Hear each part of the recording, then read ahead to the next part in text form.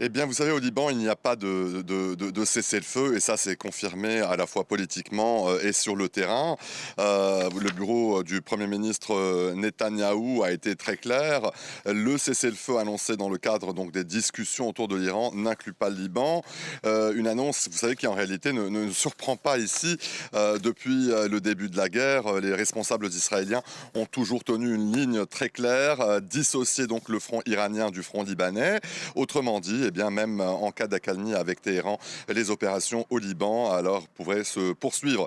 Et c'est exactement ce que l'on observe aujourd'hui. Ces dernières heures, les frappes israéliennes se sont poursuivies, notamment dans le sud du Liban. Des bombardements, des tirs d'artillerie ont été signalés, notamment dans la région de Khiam, la région frontalière donc de Khiam, avec des survols constants de l'aviation militaire israélienne dans la zone et au-delà, dans le sud du Liban, où même une voiture a été ciblée.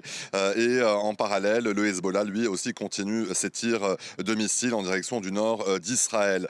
Dans la nuit, une frappe aussi israélienne a visé la corniche de Saïda. Saïda, cette ville portuaire du sud Liban. Des frappes donc, qui ont fait au moins 8 morts, une vingtaine de blessés.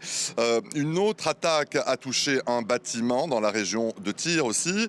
Ces violences donc interviennent, vous savez, alors que l'armée israélienne a renforcé ces dernières heures son dispositif dans la région frontalière avec le déploiement d'une nouvelle division et aussi une progression des troupes au sol jusqu'à une ligne de défense avancée au sud Liban. Cette absence claire de cessez-le-feu, elle se voit aussi dans la situation des déplacés. Ce matin, des déplacés ont tenté de retourner chez eux dans le sud du Liban, mais ils ont dû faire demi-tour à cause des routes coupées et de l'insécurité. Le mouvement chiite Amal, qui est un mouvement présidé par le chef du Parlement libanais, Nabi Berri, eh bien, ce mouvement a même appelé les déplacés à ne pas revenir. Donc pour l'heure, le Liban reste pleinement dans la guerre.